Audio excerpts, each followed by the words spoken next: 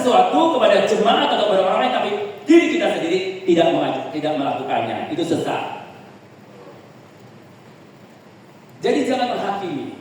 Yang menghakimi adalah Tuhan. Selama dia masih mengaku Yesus Kristus adalah Tuhan Raja di atas segala raja, dan Yesus satu-satunya Tuhan dan Juru Selamat dia, dan dia masih pakai Alkitab yang sama, jangan kita bilang sesat.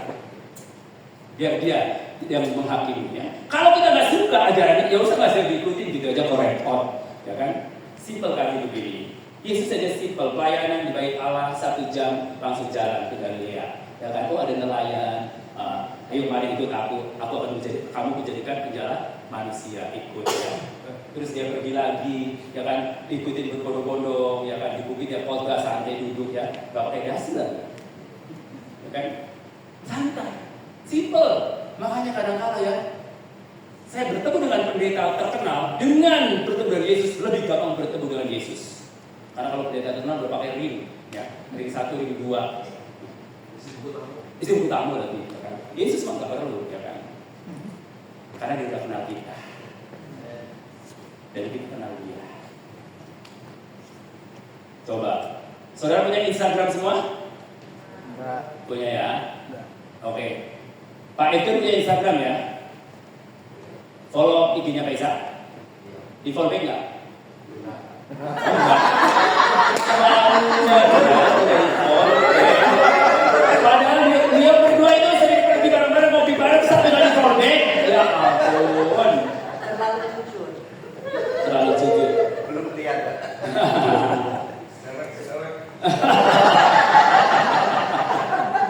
Karena kenal, berarti kalau beli kornek belum kenal. Saudara follow IG-nya ini Cristiano Ronaldo? Enggak. Tapi tahu nggak? Tahu nggak Cristiano Ronaldo? Tahu kan? Kenal nggak? Nggak kenal. Kalau sudah follow juga nggak akan di follow. Tapi Yesus, kita follow IG-nya Yesus, dia akan follow back kita pasti. IG-nya di mana? Matius 11:28. Marilah datang, ya semua yang tidak sudah berbeban berat, aku akan berikan kelegaan. Marilah ikut aku. Aja berfollow dia, ya pasti dia akan follow back kita. Ya, karena dia kenal kita, Tuhan kenal kita. Cristiano Ronaldo nggak kenal kita. Lo mau sorak-sorai pada waktu dia gol di sepak bola, juga waktu saudara susah nggak akan peduli.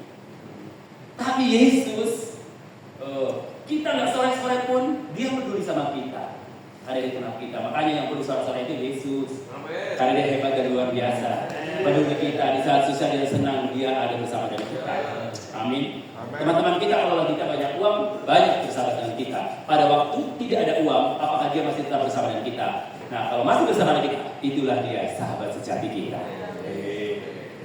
Makanya Amsal sudah jelas tulis, ya kan? Orang yang sahabat sejati adalah ketika orang itu susah masih bersama dengan kita, dalam kesukaran, dalam kesulitan bersama dengan kita. Kalau dalam banyak uang, waktu bahagia, semua orang juga pasti mau bersama dengan kita. Itu di sana, bukan di sini, saudara.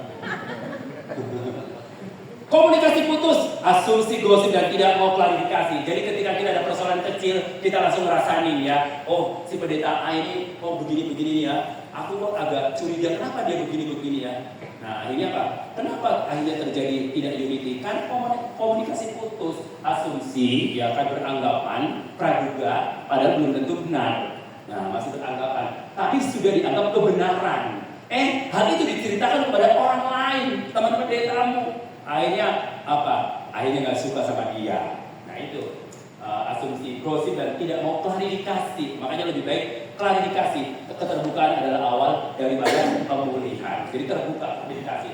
Terus kontrol, artinya apa? Semua harus kontrol sama saya. Karena apa?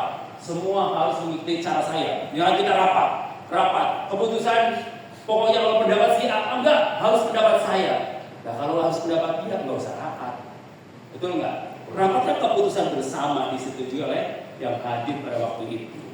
Nah, saudara, kenapa unity itu sulit? Karena apa? Ada otoriter, merasa paling hebat, semua keputusan ada di tangan dia. Oke, lanjut. Ya. Nah, hal-hal yang perlu diperhatikan supaya kita terus bersatu itu jaga kesatuan roh ya. Prioritaskan hubungan di atas program. Nah, ya. program, makanya ini jangan terlalu banyak program. Ya kan, aku suka dengan Kaisar sekali ajak teman-teman nyantai, ngopi bareng. Nanti disitulah muncul ide-ide, ya, kegerakan, ya. Nah, saudaraku, saya di kota Sukabumi sering BKSG ketemu bareng gitu loh. Saya pernah ngomong, ayo kita nongkrong-nongkrong ngopi. Jadi saya ajak pendeta-pendeta yang mau. Saya ajak nongkrong, ngopi, terus kadang-kadang cuma main di pantai, ya, nyanyi-nyanyi gitu, main gitar, pokoknya nyanyi lagu, kadang-kadang lagu kemesraan ini dan sebagainya. Pokoknya ada rohaninya, ada rohananya juga kan. Ya, nah, jadi saudara tanggalkan semua program. Soalnya kalau program bikin butek ya kan, ini programnya belum selesai. Nah, lebih prioritaskan apa? Komunikasi, hubungan, dan selesaikan konflik. Oke. Dan kemudian selesaikan konflik sebelum matahari terbenam, ya kan? Ya, sebelum matahari terbenam, selesaikan konflik. Jangan disimpan terlalu lama.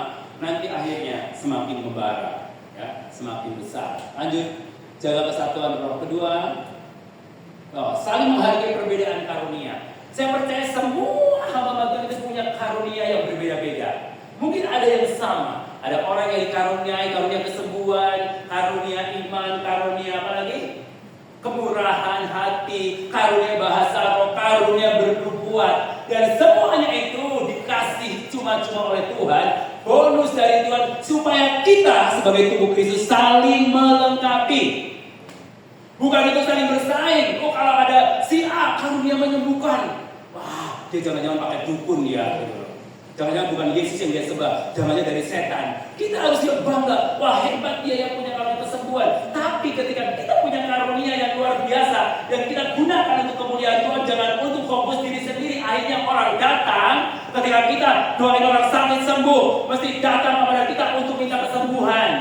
Datang kepada Yesus sebagai sumber kesembuhan. Nah, banyak kesalahan hamba Tuhan itu ketika dia punya karunia, dia selalu fokus kepada kita.